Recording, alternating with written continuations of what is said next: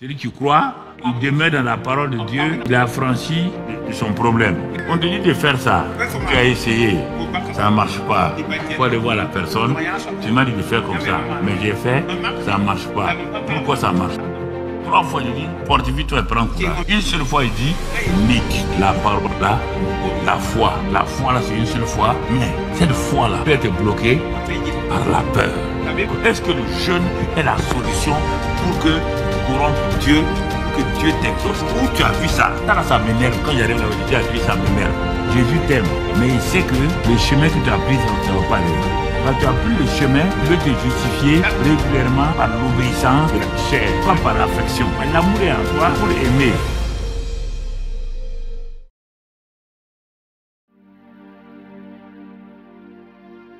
Ça, c'est se préparer dans les lieux luttes et secrets. Alors, dans ce lieu secret-là, je commence à prier par la parole de Dieu. Par exemple, je me lève le matin, je ne sais pas qu'est-ce qu'il faut faire. Je ne sais pas comment prier. Il y a des jours comme ça, tu te lèves. Moi, je me lève comme ça, je ne sais pas comment prier. Tout le monde. C'est pourquoi quand tu lis les psaumes de David là, tu vas trouver des moments de ah Seigneur, que dois-je faire? Tout le monde se pose question. On ne se lève pas parce qu'on est pasteur et puis on a des... Non. J'ai mes problèmes personnels et ces problèmes personnels là m'empêchent de parler à Dieu. Il faut que je mette de l'ordre là-dedans. Alors en ce moment, je cherche à savoir quelle forme de prière je vais prier. Puisqu'il y a plusieurs formes de prière, même je vous ai déjà donné 7, il n'y a pas 2, mais 1 mois, il y a 7. Quelle est la forme de prière que je vais prier maintenant? Dans ma situation, en me réveillant le matin. Si je ne sais pas, je dis quoi? Alléluia. Gloire à Dieu. Alléluia. Gloire à Dieu. Gloire à Dieu. Ça, c'est pas prière? C'est pas prier? Tu n'es pas en train de prier. On ne sait pas ce que tu es en train de faire. Toi que le grand Dieu là-bas t'écouter, toi. Gloire à Dieu, alléluia. Il va t'écouter. Même moi, je t'écouterai pas. Je ne sais pas ce que tu dis. Donc, vous voyez? L'un des moyens les plus sûrs et certains, apprendre à prier par les Écritures. Il n'y a pas une écriture dans la Bible qu'on ne peut pas prier. Quand il vous parle que de prière là, vous croyez que tu comptes la prière. Toi, tu ne t'es même pas né. Moi, je priais déjà. Tout ce qui est là, si ce n'est pas la prière, comment on peut avoir? Pourquoi les disciples ont demandé à Jésus, apprends-nous, enseigne-nous à prier? Comme Jean-Baptiste a prié. Il priait. Il priait. Mais la prière n'était pas exaucée. Vous oubliez ça? C'est pourquoi ils ont demandé le meilleur moyen pour avoir sa prière exaucée. Quand quelque chose ne marche pas, tu peux voir les gens. Quand ta moto est en panne, tu vois les mécaniciens. Quand il y a telle chose, on te dit dans le domaine chrétien, quand ça ne va pas dans ta vie, on te dit demande et tu recevras. Non. Ceci, ok. Continue mon ami. C'est ta faute, hein? Ça ne fait pas du mal à quelqu'un. Ça ne fait pas du mal au pasteur. Non. On te dit de faire ça. Tu as essayé. Ça ne marche pas. Il faut aller voir la personne. Tu m'as dit de faire comme ça. Mais j'ai fait, ça ne marche pas. Pourquoi ça ne marche pas? S'il est honnête, il va dire, mais vous laissez qu'on vous balance tout le temps. Quand ça ne va pas, vous partez voir un pasteur dit d'aller jeûner 3 jours. Est-ce que le jeûne est la solution pour que tu corrompes Dieu, pour que Dieu t'exauce? Où tu as vu ça? Ça m'énerve. Quand j'arrive là, je dis à Dieu, ça m'énerve. Tu es sur le mauvais chemin. Tu es sur le mauvais chemin. Tu es sur le mauvais chemin. On dit à Josué. Tu entends? On n'a pas lu les autres. Tu es allé voir 3 fois Dieu dit à Josué. Hein? Fortifie-toi et prends courage. 3 fois. Dans ce texte-là. On ne va pas les lire. Laisse. Quand on va voir les lois de succès, on va arriver là. 3 fois, il dit, fortifie-toi et prends courage. Une seule fois, il dit, médite. La parole là, la foi. La foi là, c'est une seule fois. Mais cette foi-là peut être bloquée par la peur, les inquiétudes. C'est pourquoi il dit, fortifie-toi et prends courage. C'est ça qui bloque les gens.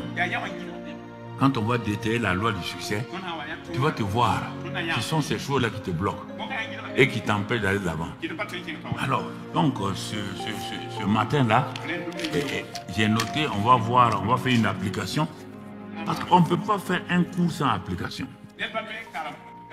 Ça ne sert à rien de faire un cours sans application. À l'école primaire, quand le maître nous parlait du tisserand, un jour il vient, il dit sortons. On s'aligne, il nous amène dans l'atelier du tisserand. On s'en va entourer le tisserand et le tisserand nous expliquait comment il tissait. Comme tu ne connais même pas tisserand, ce n'est pas la peine d'en parler.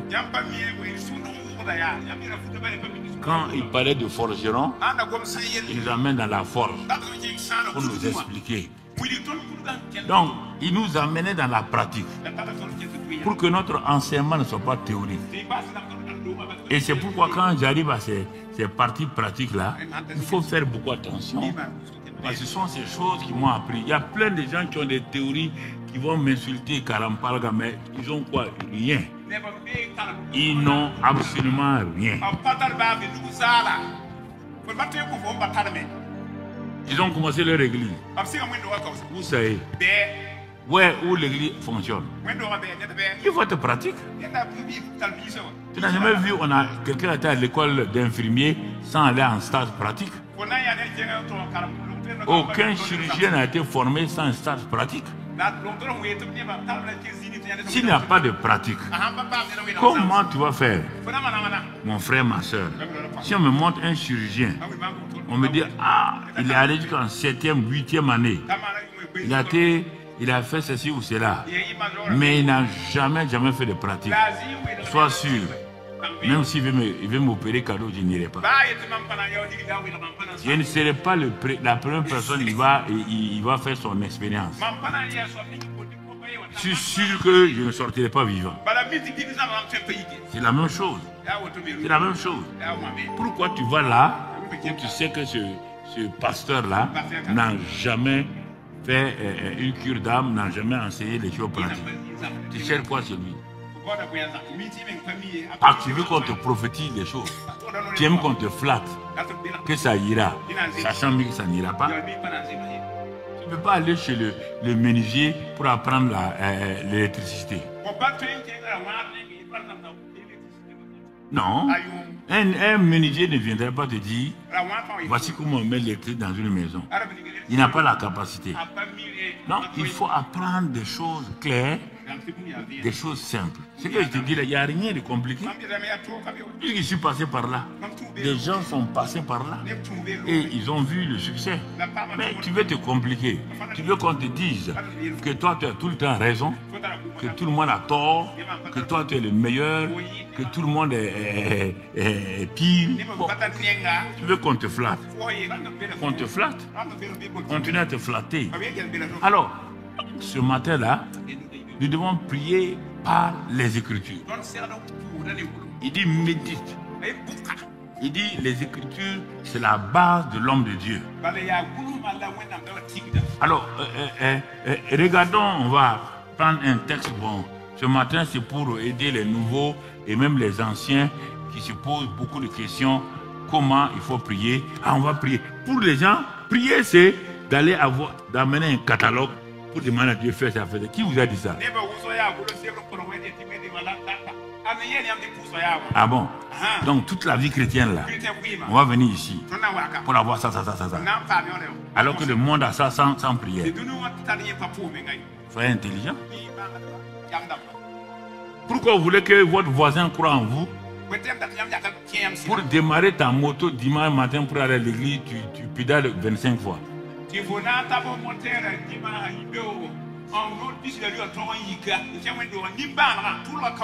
Lui, il sera sa voiture, il fait vroom, vroom, il est parti. Et tu vas dire que tu es béni. Tu es béni en quoi? Non, mais il y a des choses qu'il faut honnête là. Quand toi tu sors ta voiture, ta cour, dans les 6 mètres là, toutes les mamans attrapent leur enfant. Parce que quand tu vas démarrer, tout le 6 mètres est rempli de fumée. On doit t'arrêter. Tu es en train de blesser la couche d'ozone. Tu es un pollueur. Et quand tu viens à l'église, Dieu m'a béni. Dieu va bénir quelqu'un avec une vieille voiture comme ça. Le Dieu que moi je connais là.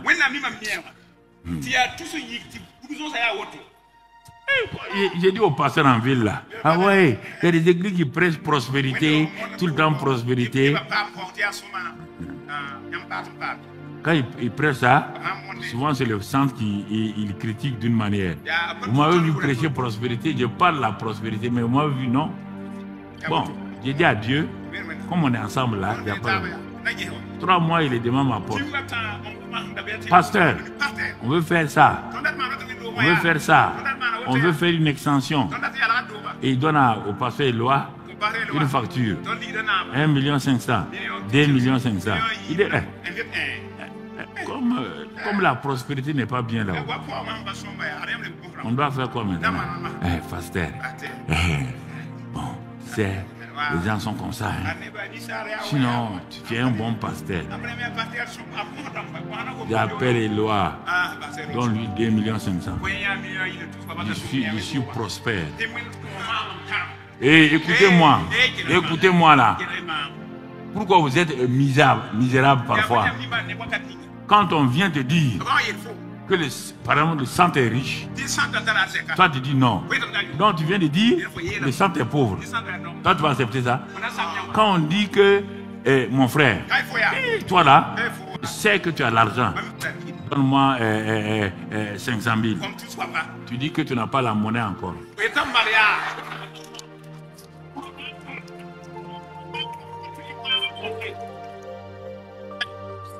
Non, tu n'as pas menti.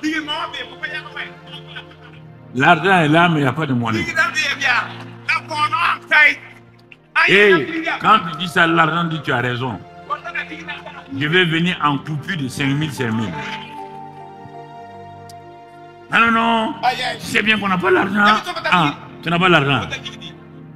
Ton papa a l'argent, toi tu n'as pas l'argent. Ok. Pourquoi vous avez cette mentalité de pauvreté? Pourquoi? Vous êtes avec moi. Vous ne me regardez pas? Vous ne me regardez pas? La chemise que j'ai portée hier, c'est ça que je porte aujourd'hui.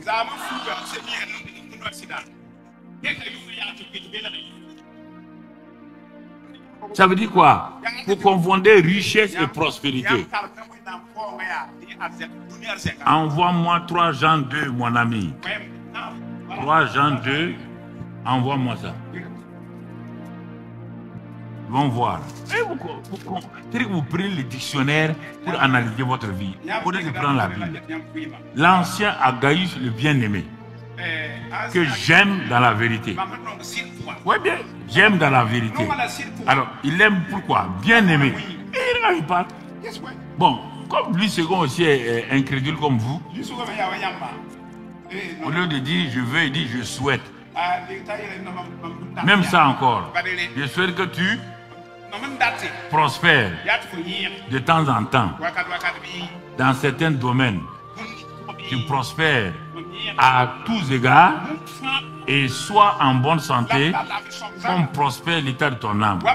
Il y a 2 fois le verbe prospérer. Si tu refuses le premier, tu dois refuser le deuxième. Tu dois refuser la bonne santé. Tu dois refuser la prospérité de ton âme. Ah oui? Sois logique avec toi. C'est le même mot, non? C'est le même verbe, non? Ou bien le mot prospérer, vraiment là, c'est... Non, je ne sais pas.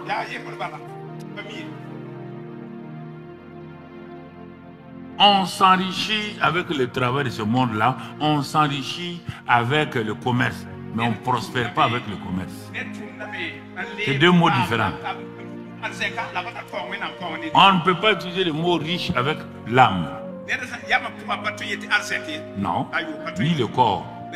Mais le mot prospérité s'adapte aux trois parties. Esprit, âme et corps. Confondez richesse. Mais je suis économiste, non? Va voir en économie. Les richesses sont produites par quoi? Il va te dire les éléments. On dit qu'un pays on doit produire des richesses dans le pays. Il y a les éléments, il y a le capital, il y a le travail. Quand même, on est deux spécialistes là. On confond les mots. Homme riche et prospérité, c'est différent. Ton âme prospère en faisant quoi? Romains 12, 2. Ne te conforme pas à ce présent siècle, mais sois transformé, prospéré par quoi? C'est ça. Et laisse pas les gens vous tromper. Vous ne voulez pas prospérer? Ok, il n'y a pas de problème. Sois riche. Plein de riches se suicident, non? Ils sont riches. Mais est-ce qu'ils sont prospères dans leur âme? Hein? En 1929, quand il y a eu la crise de 1929, les gens se jetaient par des fenêtres à New York. Tu entends? J'ai déjà parti à New York. Va dans Harlem. Va dans ces choses-là. Je suis allé. Quand il partait, le président Sankara m'a dit que nous avons notre siège de la révolution, il faut aller là-bas. Je suis allé, j'ai failli être canardé, les drogués, les pistolets, la tire en plein jour. Quand j'ai vu, j'ai dit, président, il dit non, c'est là-bas qu'on a. Tu as vu l'ambassade pour les Judéos? Oui. Ambassade là, on ta tête la fille. Comprends? C'est un bon endroit. J'ai vu les noirs là aussi. La drogue la sort, la drogue la sort. Quand j'ai fini, les Américains m'ont dit, tu vas faire ministère de moi. Même si vous me donnez 10 milliards. J'ai dit que moi je viens du pays des hommes intègres. Je ne reste pas ici. Je n'ai pas dit de ne pas aller à New York. Hein. Mais tu n'es pas allé à New York, tu es venu nous trouver, non? Tu es venu trouver, on a maigri. Bah. Je n'ai pas dit de ne pas aller là-bas, mais tu es parti là-bas. Je n'ai pas dit de ne pas aller là-bas, mais tu es parti là-bas, tu nous as amené quoi? Cartonnerie. Non, il faut défier. Dieu m'a mis au Burkina là. Je suis content. Je suis si content. Je suis au Burkina. Je n'ai pas dit de ne pas partir. Hein. Si tu veux aller, viens, je vais te payer le billet. Sinon, comment des gens vont prendre les pirogues? Et vous allez mourir. Tu amènes ta femme, tes enfants, et tu sais que sur l'eau là, de la Méditerranée là, tu vas périr. Et des multitudes s'en vont. Qu'ils fuient, ils fuient les pays ici là. Pourquoi? Quelle est la raison? Ils fuient pour aller en Europe. Je vous pose la question. Dites-moi, vous voulez aller faire quoi là-bas? Non. Dites-moi. Si tu n'es pas dans un endroit où il y a le signal de Radio Burkina, tu n'entendras jamais Radio Burkina.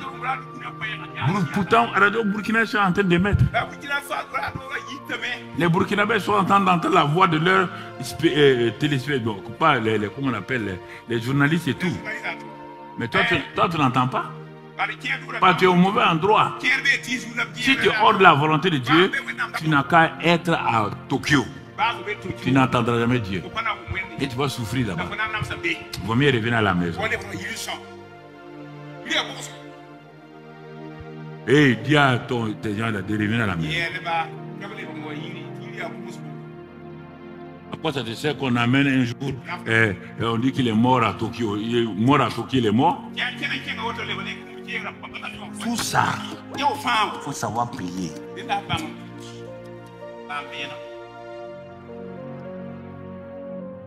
Regarde, les gens des religions, mais regarde leur richesse. Ils sont plus riches. Comme je l'ai dit là. Parce que les gens ne connaissent pas leur destinée. Puis tu sors, tu vas voir quelqu'un en train de pousser charrette. C'est l'un des plus riches du Burkina. Mais il n'est jamais entré dans sa destinée. C'est pourquoi il est charretier. Il n'est pas charretier parce qu'il n'est pas là à l'école. Parce qu'il n'est jamais entré dans sa destinée. Je vous ai dit que mon ami en Inde là, voilà, quand je suis allé, ils ont fait un monument, je me promenais dans la grande cour. Et quand je me promenais pour prier, un jour ils m'ont dit, tu vois le monument là? Il dit oui, c'est quoi? Il dit c'était notre gardien. Il était tellement fidèle. Et comme je prêchais, j'enseignais, Dinakara c'était un banquier, hein? Un grand banquier, il est décédé maintenant. Il parlait. C'était un gardien. Et il avait un bâton sur lequel il s'appuyait la nuit pour faire le tour de toute la cour. Et il priait ce que je disais. Il priait pour dire d'être un bon gardien, un fidèle gardien dans ce qu'on lui a confié. Il ne volait pas. Et quand les choses se gâtaient, il met à sa place. Il dit un jour, il est arrivé dans cet endroit-là. Il a mis son bâton comme Jacob et puis il a baissé la tête.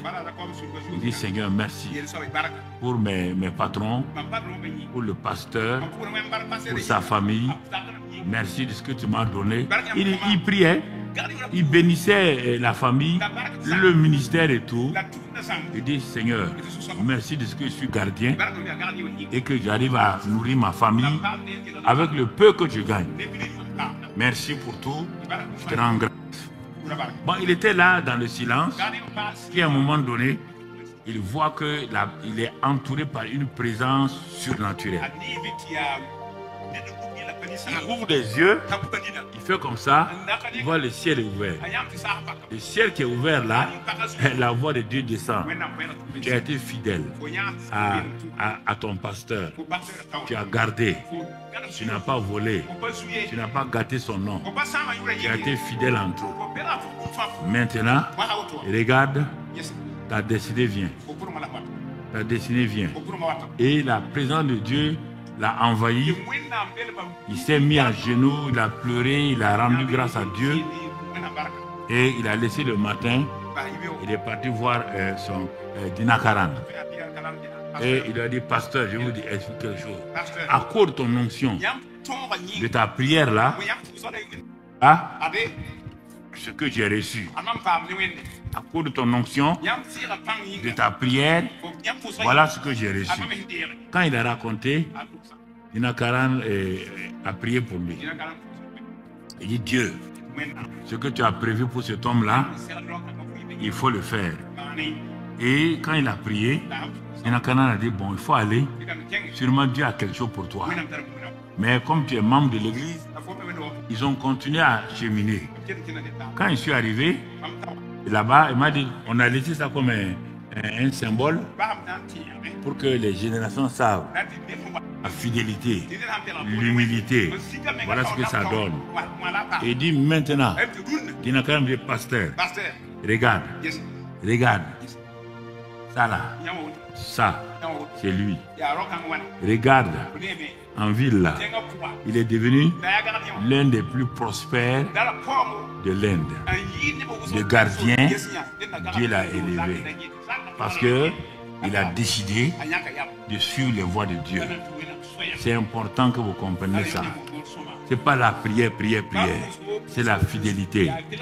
C'est l'humilité. C'est la transparence dans votre vie qui fait cela. Mon frère, ma soeur, ce sont des choses importantes que tu dois comprendre. Il te dit tout cela, ce sont les lois, ça fait partie des lois du succès. Ça fait partie des lois du succès. Et ça va t'aider pour aller de l'avant. Alors donc, comme je l'ai dit, il y a des travaux pratiques, des travaux dirigés dans tout enseignement. On va ouvrir dans le livre de Romains 8 aujourd'hui. Je suis en train de prier, mais je n'ai pas un sujet. Seigneur, gloire à Dieu. Ça ne vient pas. Je commence à lire, je commence à ouvrir comme je le fais actuellement. Seigneur, qu'est-ce que tu as à me dire? Je vois comme s'il y a un vide en moi. Comme s'il y a un vide en moi.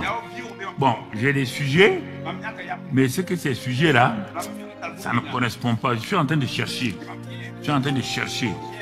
Je lis un passage, je lis un psaume, mais ça ne résonne pas en moi. Le Seigneur, qu'est-ce qu'il y a? Moi, je suis en train de traverser un moment difficile. Un moment où je suis dans des problèmes. Peut-être les gens me critiquent. Peut-être j'ai prié, il n'y a pas de solution. Alors, je suis un peu découragé. J'ai dit, mais Seigneur, qu'est-ce qu'il y a? On dirait qu'on a tracé une muraille autour de moi. Je continue à chercher. Je suis en train de chercher. Hein? Je suis, par exemple, dans ma chambre et dans mon lieu secret. Je suis en train de chercher. J'ai lu tel passage, c'est bon, mais ça ne va pas. Je continue à lire. Ah. Seigneur, comment je vais prier? Écoute-moi, jeune homme, écoute-moi, débutant, écoute-moi, ancien. Quand tu es découragé comme ça, tu as tendance à arrêter la prière, à te lever et partir. Non, je vais te dire, chaque fois que tu ne peux pas prier parce qu'il n'y a pas de sujet, ce n'est pas clair, ce que je te dis, je vais te dire ce matin-là, il faut le faire.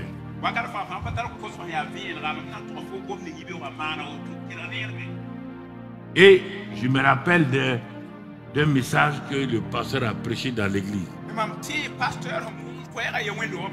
Parce que Dieu vient à mon secours. Il a vu que je suis honnête, sincère. Mais je n'ai pas de sujet de prière adéquat. Et une pensée vient sur la justification. Mais Seigneur, on va prêcher sur prier sur la justification pour faire quoi? On est justifié et tout. Dieu dit, je ne dis pas non. Mais est-ce que tu as compris qu'est-ce que la justification? Mais le pasteur ne passe son temps que de prêcher ça. Il a parlé de nouvelle création. Je te pose la question. Tu n'es pas pasteur. Est-ce que toi, tu connais qu'est-ce que la justification? Quels sont les bénéfices de la justification dans les temps difficiles, dans les moments où tu traverses des problèmes? Ah, en vérité, je ne connais pas. Bon. Donc aujourd'hui, c'est comme la pensée s'impose à toi. Il faut étudier la justification, les bénéfices de la justification liés à l'œuvre accomplie de Christ. C'est la première œuvre comme ça, la justification. Ah bon? Je prends un cahier. Ah bon? Avec un bic. Justification. Prière de la journée. Sur la justification. Mais il faut méditer. J'écris. Et je pose. Bon. Comme quand même j'ai un minimum d'enseignement sur la justification, il dit, mais la justification là commence où même? Et je me rappelle que ça commence dans... Donc, premier point de prière, je vais aller découvrir la justification dans Romains 4, verset 25. Et je vais commencer à regarder. Romains 4, verset 25. Il dit que, bon, montre la première partie, non, c'est encore à cause de nous à qui cela sera imputé, à nous qui croyons en celui qui a ressuscité des morts, Jésus notre Seigneur. Lequel Jésus a été livré pour nos offenses et est ressuscité pour notre justification. Donc la justification dont Dieu parle là, ce n'est pas par des œuvres, ce n'est pas par la prière d'abord. La justification est liée. Non, je t'ai dit, je te dis que je veux que les versets là soient plus là que moi, mais voilà, garde-les comme ça. Donc, lequel est ressuscité pour ma justification. Ah, justification et la justice des hommes là, non, c'est pas pareil. Le ministère de la justice et de l'éducation, c'est pas pareil. Là-bas, il faut prouver que tu es innocent pour qu'on te justifie. Ici, c'est pas ça. Ici, c'est la mort et la résurrection de Christ sans que tu n'aies rien fait qui te justifie. Ah! Moi qui étais découragé, parce que Satan me culpabilisait. C'est parce que tu n'as pas fait ça hier. Tu n'as pas dit ça hier. C'est pourquoi... Non, je découvre que mes offenses ont été enlevées et que pour ma justification, c'est la résurrection. Donc ça fait partie de l'œuvre accomplie, de l'œuvre achevée et de l'œuvre glorifiée. Ah, donc ma justification n'est pas liée parce que j'ai fait de grandes choses. Non. Crucifixion de Christ, notre union et justification par le fait que Christ soit ressuscité. Alors, il y a une expérience qui rentre en moi. Moi qui étais découragé là, qui pensais que j'ai fait des choses hier, avant-hier, c'est ce qui fait que j'ai perdu la paix. Dieu me dit, oui, c'est sûr que tu as perdu la paix, mais je te dis que ta justification n'est pas liée à ce que tu as fait. Seigneur. Donc, il y a une ouverture en moi. Et il me dit, non, lis la suite. Lis la suite. Je lis, tout de suite, je tombe sur le verset 1 de Romains 5.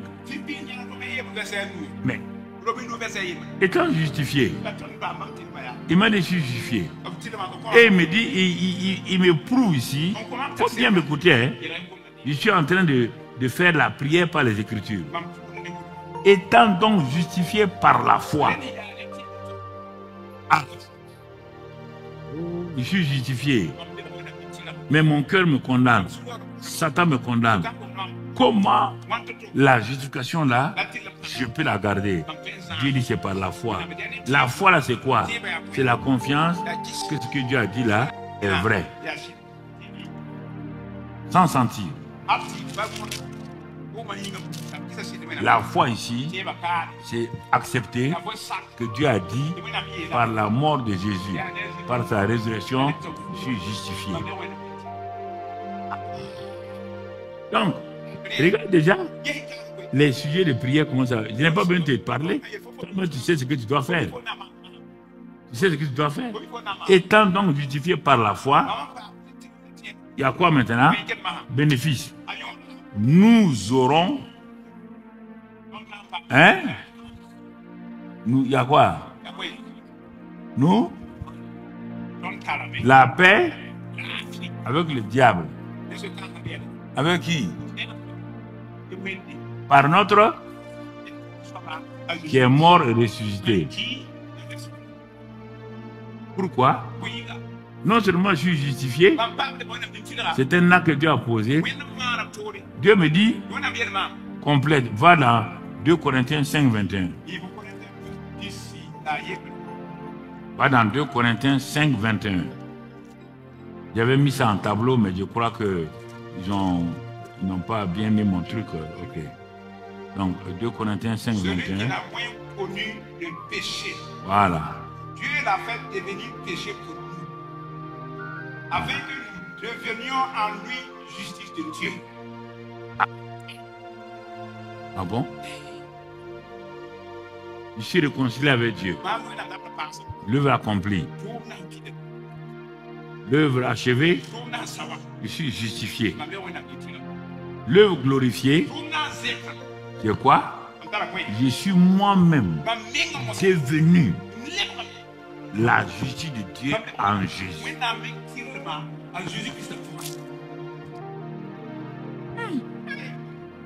Bon, ça semble être trop pour moi. Ah, tu dis où tu acceptes ou tu n'acceptes pas. Je suis venu te donner un cadeau, c'est à toi d'accepter. Ah oui, mais il y a telle chose que je n'ai pas. Dieu dit, hey, moi je suis venu te dire que la mort de mon fils là je crois qu'on ne va pas s'entendre. Hein? T'es dit, oh, attention, ok. Voilà. Donc on reste tranquille.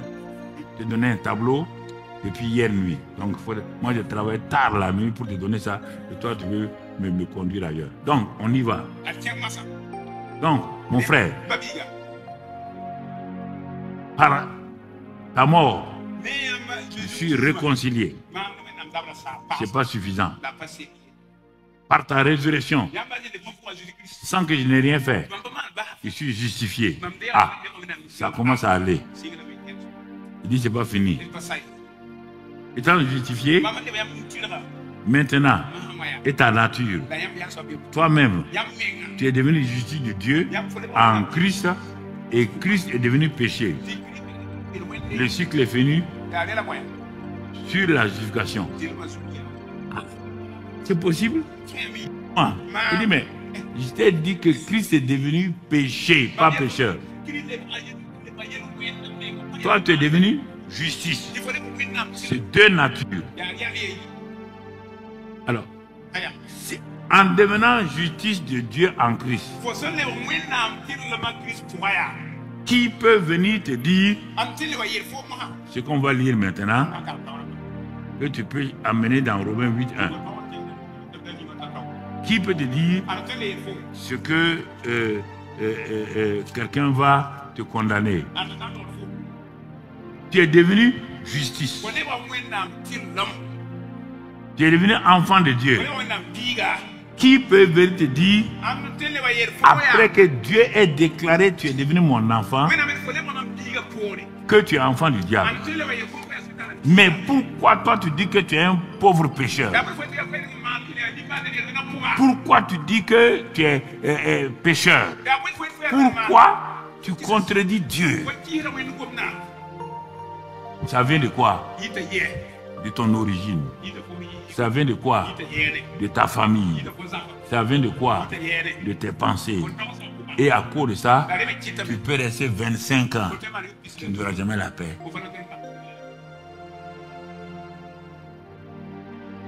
Dieu a vu tes luttes. Et Dieu veut te sortir. Et dit à mon enfant là a trop lutté. Mon enfant là a trop prié. Chaque fois qu'il prie, quand il est dans le lieu secret, il a la paix. Mais quand il sort, dès qu'il sort, Satan l'accuse. Il perd la paix. Il revient encore. Seigneur, tu as dit que tu m'as purifié. Le sang m'a purifié. Quand il est dans la présence de Dieu, il croit ça. Donc, quand il sort, dans l'atmosphère du prince de l'air, dans l'atmosphère du quartier, puisque le monde extérieur remplit la présence du prince de l'air.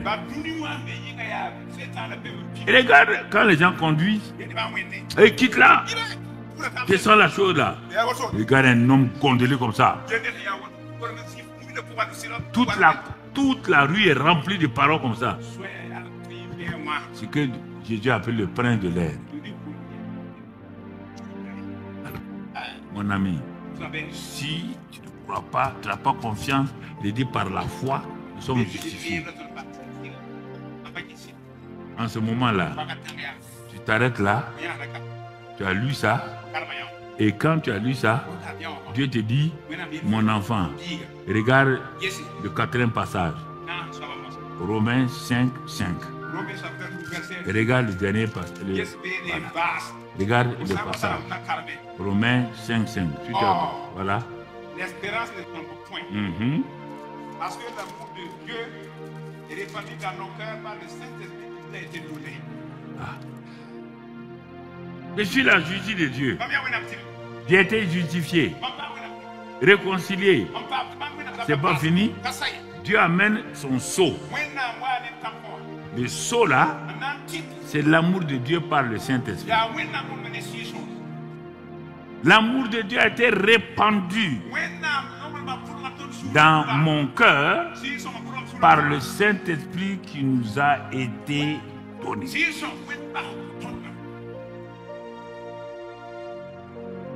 Je te pose la question. Quand tu lis ces 4 passages-là, toi, tu vas faire quoi? Ce que tu dois faire, fais-le. Moi, je ne vais pas te conduire. Hein. Tu as lu ça là. Fais ce que tu dois faire. Moi, je te l'ai dit ce matin. Il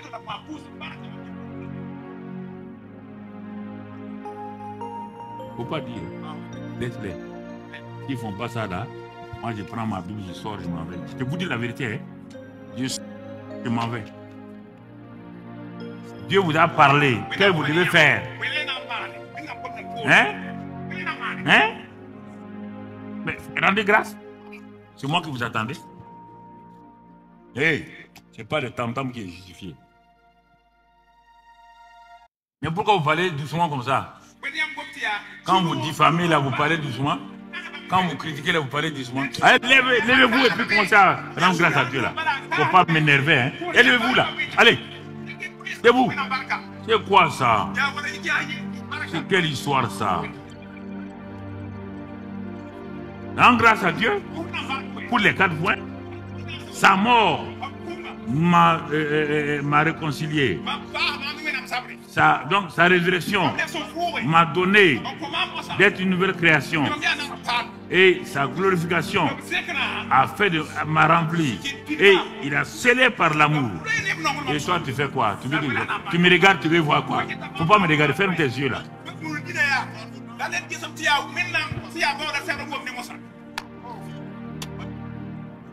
Vous voyez? C'est de la honte. C'est pas la peine quoi. Allez, parlez. Sinon, je ferme ma Bible là. Hein. Je vais faire un scandale ici, je m'en vais. Vous laissez. Allez, ouvrez votre bouche et parlez. Il y en a quoi? Dieu vous donne des enfants, il vous donne la nourriture, il vous donne des positions. On dit il a fait ça pour vous. Il a fait de vous justice. Il a répandu l'amour. Vous vous arrêtez bogo comme ça. Allez, élevez ta voix.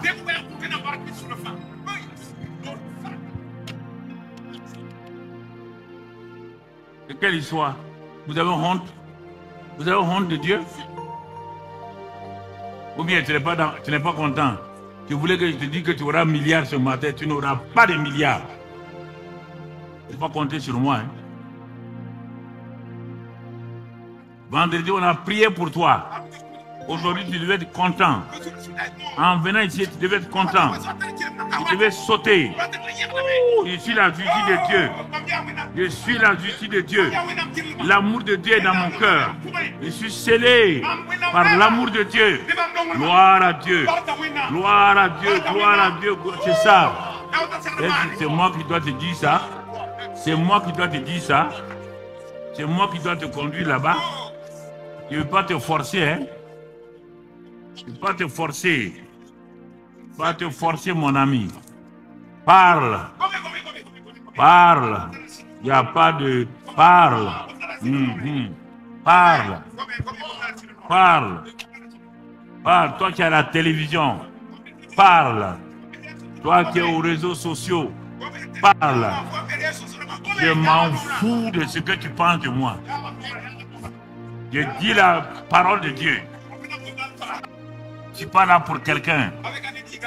Je suis là pour le Seigneur. Moi aussi j'ai fait ça. Parle. Rends grâce à Dieu. Tu es devenu la justice de Dieu. Tu es la justice de Dieu. Tu es la justice de Dieu. Rends grâce à Dieu. Rends grâce à Dieu. Rends grâce à Dieu. Au nom de Jésus. Au nom de Jésus. Assois-toi, on va aller. C'est tout Romain. Tu sais, il y a combien de versets? Si tu ne pries pas, tu vas quitter ici à 17h. Il y a au moins 39 versets. On va prier chaque verset. On est en train de t'apprendre à prier efficacement. Comment quelqu'un va prier ces 4 versets-là? Il était découragé et puis il va rester, quand il a prié ça, remercier Dieu. Ah, il va rester. Non, tout de suite le Saint-Esprit commence à ouvrir.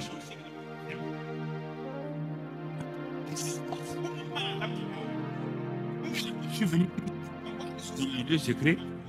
Mais comment? Moi, je dis Dieu. Mais Dieu, tu as fait plus. Ce que tu as fait là, c'est plus. Je suis venu pour chercher telle chose. Parce que je suis triste. Mais tu me donnes plus. Oh, gloire à Dieu. Mais si tu ne comprends pas justice, tu crois que justice de Dieu là, ça n'a pas de valeur.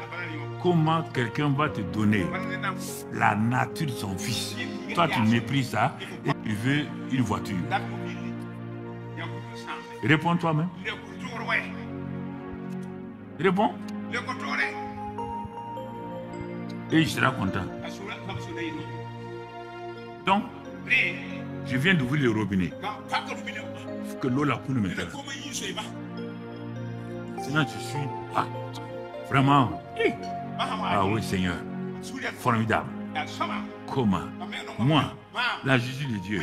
Et l'amour est répandu en moi. Mais il y a quoi? Dieu dit, mon enfant, tu n'as pas fini. Va dans Romains 8, verset 1. Va dans Romains 8, verset 1. Ah. Je vais là-bas. Je fais quoi? Je fais une découverte. Ah. Il n'y a donc maintenant. Maintenant, c'est quoi? Après que j'ai reçu que je suis la justice de Dieu. Ah bon? Maintenant là. Maintenant c'est quand? J'ai reconnu que je suis la justice de Dieu. Et comme j'ai rendu grâce à Dieu, Dieu dit bon, lui là on peut le conduire. Si malgré ça là, il avait murmuré, on n'allait pas lui donner le verset 8 là. On n'allait pas lui donner Romains 8, 1 là.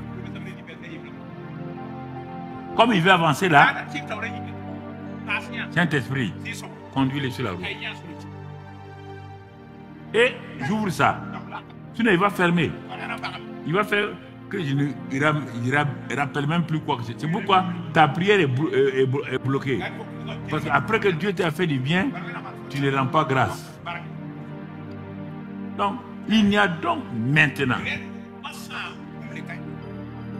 Oui, il n'y a pas plus. Maintenant. Et il va te donner un autre mot fort. Aucune condamnation. Pour ceux qui sont en... Donc, pour ceux qui sont devenus la justice de qui? De Dieu en qui? Est-ce qu'on peut condamner un qui est justice? Hein? Répondez-moi. Il n'y a donc... Non seulement j'ai été justifié, on me dit sur la terre, dans le ciel, sous la terre, il y a un juge, ni procureur, qui peut me dire qu'il y a une condamnation en moi.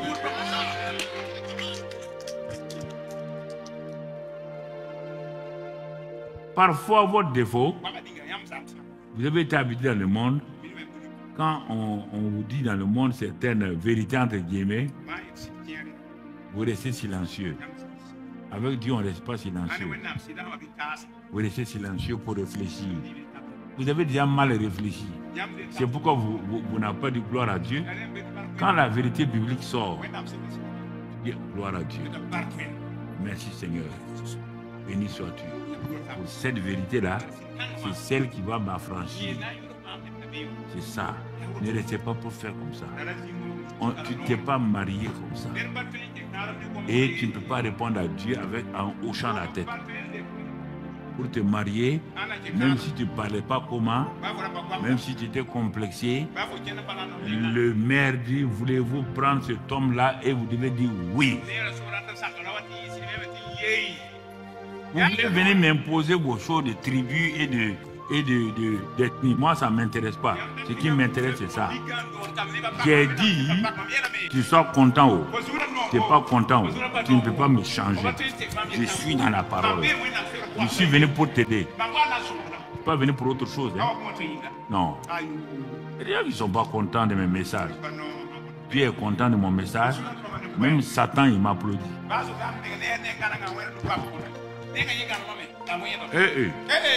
Quand je vous parle là, vous ne croyez pas. Si tu ne connais pas le monde spirituel, tout ce que je te dis, tu ne connais pas. Déjà, on dit, Satan et son groupe a dit, quand Jésus est venu dans Capernaum, première réunion, quand il a prêché, les démons et Satan ont dit, jamais un homme n'a parlé comme ça.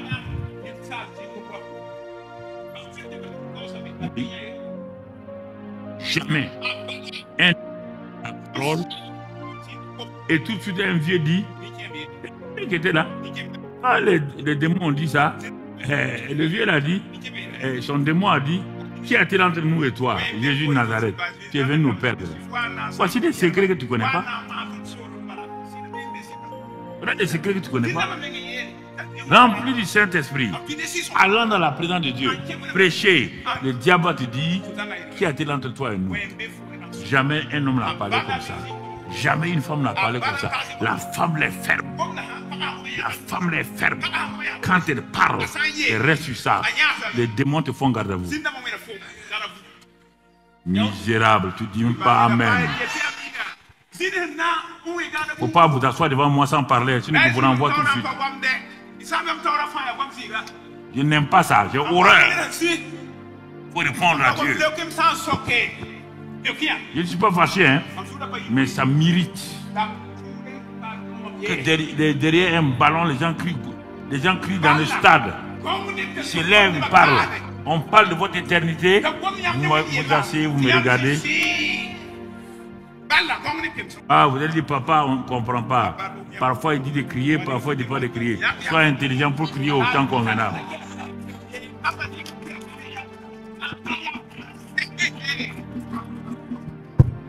Mais oui.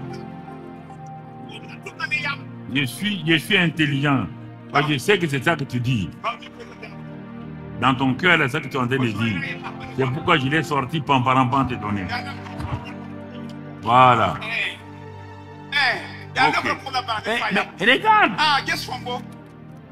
Le jour que j'ai su, dans ma vie chrétienne, qu'il n'y a plus donc de condamnation. Mais j'étais condamné. Quand je pêche, je prends ma Bible. Je m'avais gêné. Quand j'ai fini de déjeuner, Satan me déjeune. Quand je sors pour aller, il dit, tu es sûr que Dieu t'a pardonné? Ah, j'espère. Elle dit, ah, j'espère. Non, tu n'es pas justifié. Des luttes et des luttes. Jusqu'au jour où j'ai regardé ça. Malgré mon péché, écoute-moi, hein, malgré mon péché, malgré ma condamnation dans mon cœur, donc Satan me condamnait, il est dit accusateur, il m'accusait. Et je m'en vais pour prier. On venait de louer une maison avec mon ami là, on n'a pas déménagé. J'ai pris chaud pour aller jeûner là-bas. Je jeûnais vers 17h, c'était à Toulouse, dans un autre quartier. Je jeûnais, je priais, je couchais sur le tapis, je criais à Dieu, Dieu m'a dit, oh. C'est là que j'ai entendu que lui, il ne sépare pas deux amis. Je dis, ah bon? Qui m'a parlé? La voix dit que lui, il ne sépare pas deux amis. Ou dans dans le langage humain, lui, il ne met pas la main entre l'écorce et l'arbre. Ça, c'est le langage humain. Mais moi, il ne m'a pas dit ça. Il m'a dit que lui, il ne sépare pas deux amis. Ah, il dit, mais les deux amis, là, c'est qui? C'est toi et le péché, pas le péché que tu commets, hein. C'est-à-dire que cette mentalité que tu es condamné et que tu ne peux pas t'en sortir là, et que tu es culpabilisé permanemment.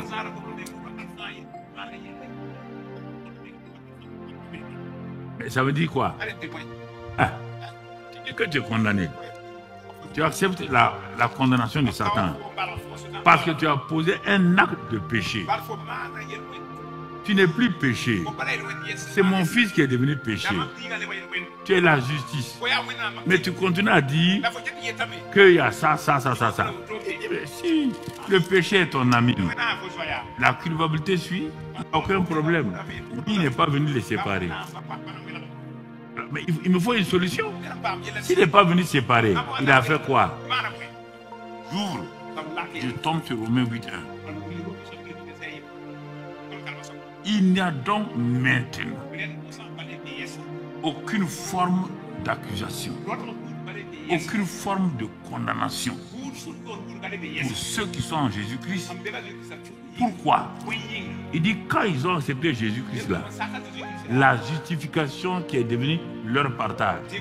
Il dit en effet, il y a une loi qui va se manifester, qu'on appelle la loi de l'esprit de vie en Jésus-Christ. Qu'est-ce qu'elle a fait cette loi-là? Non seulement elle m'empêche d'être condamné, elle m'a affranchi de la loi du péché et de la mort. Elle m'a quoi? De la loi du... On ne parle pas de la loi de Moïse, hein? On va arriver à la loi de Moïse. Il y a deux lois qui apparaissent, que je découvre. La loi de l'esprit de vie en Jésus-Christ. Elle fait quoi? Elle est venue en moi pour que je sache que je reste tout le temps libre, que je ne laisse pas la pensée satanique m'accuser. Et qu'est-ce qu'elle fait? Elle a fait quoi? Elle m'a affranchi de la loi pas des péchés, des péchés et de la mort que Adam a mené. M'a franchi. Et ces petites lois font quoi? Ça c'est Romains 8. On va le voir. Romains 8, il dit que celui qui croit, il a franchi, il demeure dans la parole de Dieu et il a franchi donc de son problème. Mais ici là, on te parle. La loi de l'esprit de vie, elle est liée au Saint-Esprit. Regarde ce qu'elle va faire. Regarde, elle est liée au Saint-Esprit. Et elle continue, elle me libère. Elle me libère donc de la loi du péché et de la mort. Pourquoi il faut la loi de l'esprit de vie? Regarde le verset 3. Car chose impossible à la loi de Moïse. Pourquoi? Par la loi de Moïse est liée à quoi? La loi de Moïse est liée à la chair. Et la chair la rendait sans force. La loi de Moïse est bonne. Mais la chair peut obéir à la loi de Moïse. C'est pourquoi le jeune homme a obéi à 9 lois. Il n'a pas pu obéir à la 10e. Et ça lui a fait tourner le dos pour partir. Or, ta vie, chaque jour, Seigneur, je ne vais pas mentir aujourd'hui. Avant midi, tu as menti 10 fois. Tu es découragé. Et tu crois qu'il ne faut pas, quand quelqu'un t'insulte, tu ne peux pas te mettre en colère. Tu fais tout pour ne pas te mettre en colère. Tu sais, Dieu dit non. J'ai dit, quand vous vous mettez en colère, ne péchez pas. Ah, je n'ai pas compris. Il dit non, j'ai dit, quand quelqu'un va te faire du mal, tu vas être en colère. Mais ne pêche pas. Ne garde pas rancune. Ne sois pas dans l'animosité. Ne reste pas dans ça. Ça t'a fait mal, tout, dis-moi. Et si tu as l'occasion, dis à la personne, ce que tu as fait hier là, ça ne m'a pas plu, je te pardonne. Dis simplement comme ça. C'est fini. Mais ne pas t'asseoir, t'empoisonner, penser, je lui ai fait du bien, il me fait comme ça. Il dit, si tu fais ça là, tu es en train de transférer le feu là sur toi. Et le feu là, quand le feu vient dans une maison, et le feu là ne sait pas, si c'est la maison d'un ami, c'est la maison d'un ennemi. Le feu brûle toi, il part. Ah bon? Oui. Ah. Il ne savait pas. C'est pourquoi je te préviens. Donc, tu vois, quelque chose impossible à la loi. Parce que la chair la rendait sans force. Et Dieu, ouais bien, si je ne peux pas être condamné, Dieu a condamné. Il a condamné quoi? Regarde le terme, c'est Dieu maintenant. Dieu a condamné le péché dans la chair en envoyant à cause du péché son propre fils dans une chair semblable à celle du péché. Dans quel but? Et cela afin que la justice de la loi de Moïse fût accomplie en nous qui marchons non selon la chair mais selon l'esprit. Il dit maintenant ceux en effet qui vivent selon la chair et ils s'affectionnent aux choses de la chair. Dieu leur a dit je vous ai affranchi. Si vous allez le tomber, confessez. Non, non, non. Ils affectionnent. Je suis sauvé. Ils affectionnent la chair. Ils affectionnent le péché là. Il dit non. Ceux qui vivent selon s'affectionnent aux choses de la chair, tandis que ceux qui vivent selon l'esprit s'affectionnent aux choses de l'esprit. Alors, je commence à m'affecter aux choses de l'esprit. Et je vais découvrir que Galates 5, 22 commence à devenir réalité. L'amour, la joie, c'est pas encore parfait, mais ça commence à devenir la réalité. Et la chair là diminue de force, diminue, parce que l'esprit prend. C'est ça que Jean-Baptiste a dit, que je diminue et que lui il grandisse. Donc tu vois, parce qu'il dit, si tu continues, tu vas passer à une autre étape. L'affection de la chair, c'est la mort. Ah oui, oui, oui. Il y a un processus de mort. On ne parle pas de mort physique. Mort dans chaque aspect de ta vie.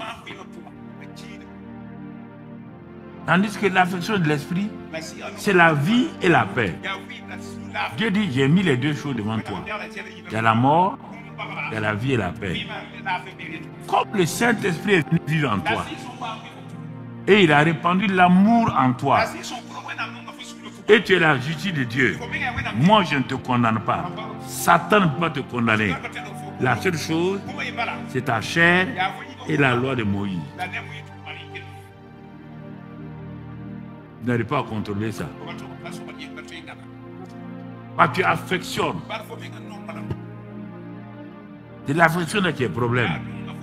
C'est pour qu'il m'a dit, il ne se parle pas de deux amis. Deux amis font quoi? Ils s'affectionnent.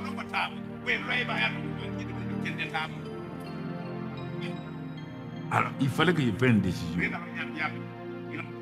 J'étais là, jeune étudiant. Si je prends la décision là, est-ce que je peux tenir dans tout? C'est là qu'on pense. C'est là qu'on pense et on veut décider. Mais malheureusement, on va aligner les lois là. Quand tu alignes ça, sache que tu vas fuir. Tu vas arriver à chaque loi. Tu aimeras Dieu de tout ton cœur, de toute ta force, de toute ton âme, et tu aimeras ton prochain comme toi-même. Tu peux faire ça? Le diable dit tu peux faire ça. C'est pourquoi quand Jésus parlait au jeune homme là, Il a sauté ce premier commandement. Il n'a pas dit ça. Il est parti sur les commandements simples. Et puis il est revenu maintenant. Quand il a vu que le jeune homme, tu ne mentiras pas, Pierre dit à Jean, tu as vu le petit là? Il ne ment pas. Hein? Si c'est toi et moi là, c'est fini. Jésus dit, tu ne commettras pas adultère. Or, l'adultère à l'époque, c'était physique. Le jeune homme a dit, lui, il ne commet pas. Ah. Tu ne voleras pas. Quand Thomas a entendu, l'autre là, il a entendu, il a regardé à gauche, à droite. Aucun des 12 disciples n'a réussi le test. Il restait le premier commandement qui est devenu dernier. Il faut bien écouter. Hein? C'est pourquoi il ne faut pas, si vous voulez juger vos frères et sœurs sur les 10 commandements, vous serez comme Pierre. Okay. Vous serez comme Pierre. Maintenant, quand Jésus apparaît sur l'amour là, parce qu'on ne peut pas aimer deux personnes. On ne peut pas aimer maman et Dieu. Ou on aime Dieu, on aime maman. Et comme le premier commandement dit, tu dois aimer Dieu de toute ton âme. C'est-à-dire plus que l'argent, plus que tout, et ton prochain. Le jeune homme a dit, ah, là il a donné d'eau. Jésus était étonné, mais Jésus l'a aimé. On dit, malgré ça là, Jésus l'a aimé. Jésus t'aime, mais il sait que le chemin que tu as pris, ça ne va pas aller. Parce que tu as pris le chemin où tu veux te justifier régulièrement par l'obéissance de la chair, pas par l'affection. L'amour est en toi pour aimer. C'est-à-dire que quand tu obéis à un commandement, ce n'est pas par obéissance légaliste, c'est par amour. L'amour ne fait pas du mal. Tu comprends? Tu n'es pas allé te vanter. Moi, je n'ai pas menti aujourd'hui. Non. C'est l'amour qui est en toi. Quand le jeune homme est parti, les pierres étaient découragées. Il dit, bon, est-ce qu'on peut suivre l'homme là? Bon, Pierre dit comme bon, on va lui demander. Vous savez, il est intrépide, lui il est comme ça. Hein? Il a amené les autres là. Il dit, bon Seigneur, là on est KO. Est-ce que c'est la peine de suivre? Souvent c'est comme ça. Ce que je te dis là, tout ça c'est la prière. Hein? Dieu est en train de te parler dans ton lieu secret. Et c'est la peine de suivre. Jésus dit, mais pourquoi? Mais tu as vu le jeune homme là? Jésus, oui. Il attend qu'il parle. Tu as vu, il a obéi à tout. Il dit oui. Et nous là-haut? Bon, on ne sait même pas si les 10 commandements là, si on a obéi à 3. Mais nous voulons te dire quand même, nous avons tout quitté pour te suivre. Ah. Il n'a pas dit nous avons obéi. Hein. Nous avons tout. On a quitté notre travail. Jésus dit c'est bon. Vous avez quitté quoi encore? J'ai quitté, j'avais un troupeau là. J'avais une ferme. J'ai quitté la ferme. Jésus de formidable. Vous avez quitté quoi encore? Mais Jésus, même nos parents là, on a tout quitté. Chacun. Est-ce que vous voyez la subtilité qui nous bloque et qui font qu'on pense qu'on est meilleur, on est quelqu'un? Qu'est-ce qu'on va avoir? Ce n'est pas la peine de suivre. En tout cas, on n'est pas loin, on va peut-être poser notre démission. Jésus va parler. Il dit, il n'y a personne. Ça n'existe pas. Et ça n'existera pas.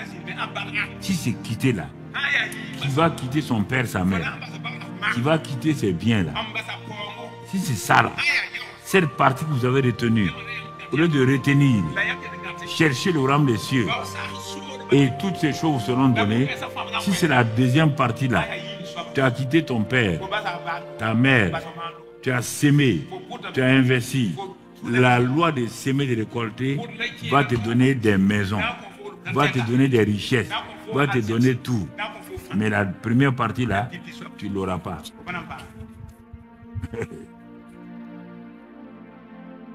Il dit non, si c'est ça là, vous aurez des maisons, même vous aurez des parents. Même si ce n'est pas vos vrais pères là, vous les aurez. Ah, ils se sont arrêtés. Ils ont dit, notre raisonnement n'est pas bon. C'est pourquoi il a dit une fois aux gens, pourquoi il a dit à ses disciples, pourquoi vous restez là? Allez-y. La foule est partie. C'est le même Pierre qui a dit encore, à qui irons-nous, Seigneur? Vous voyez cette subtilité quand vous priez là, à un moment donné, vous voulez vous justifier parce que vous avez fait ça, vous avez quitté ici. Ah, moi-même, j'ai donné ma cour, ma maison à l'église. Et j'ai dit, si c'est ça là, je vais te donner 5 coups. Va avec 5 coups.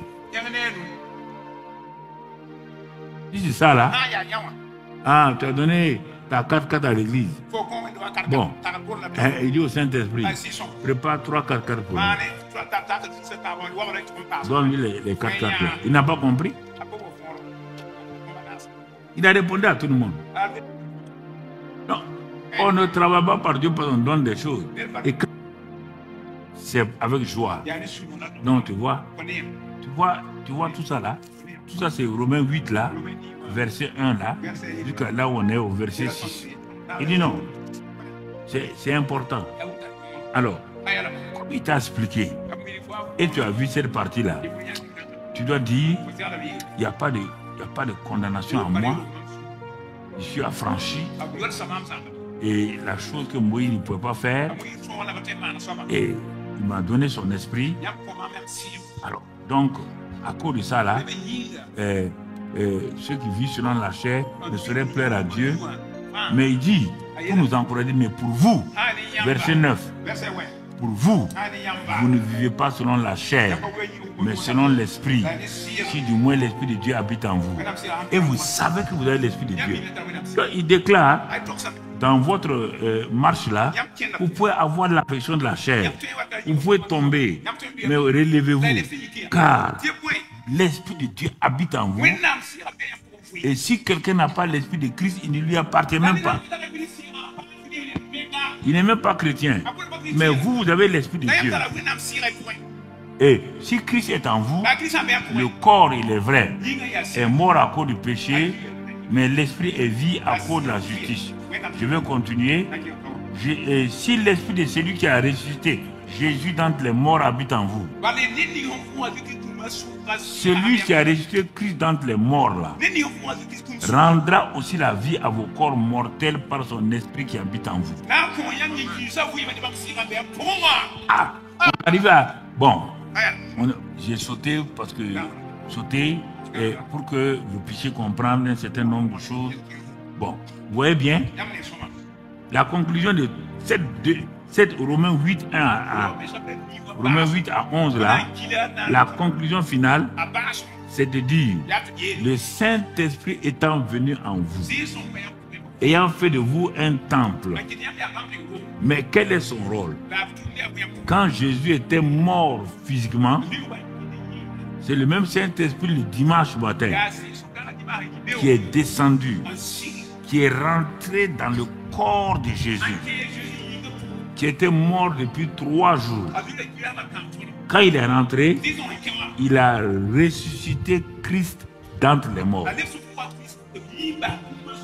Il dit, puisqu'il a pu ressusciter Jésus d'entre les morts, il dit, cet amour qui a été répandu dans vos cœurs par le Saint-Esprit, Romains 5, 5,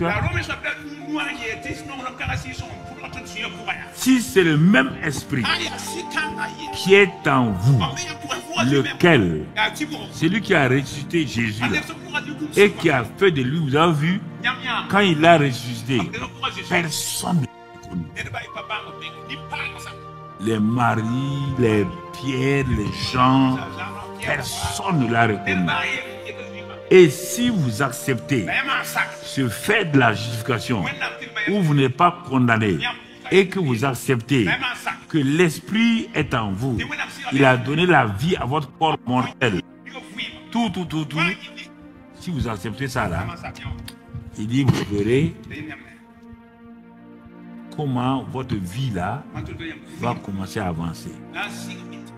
Dans cette salle où j'étais seul, dans l'échec, je vous parle de mes échecs. Pourquoi les pasteurs disent, toi,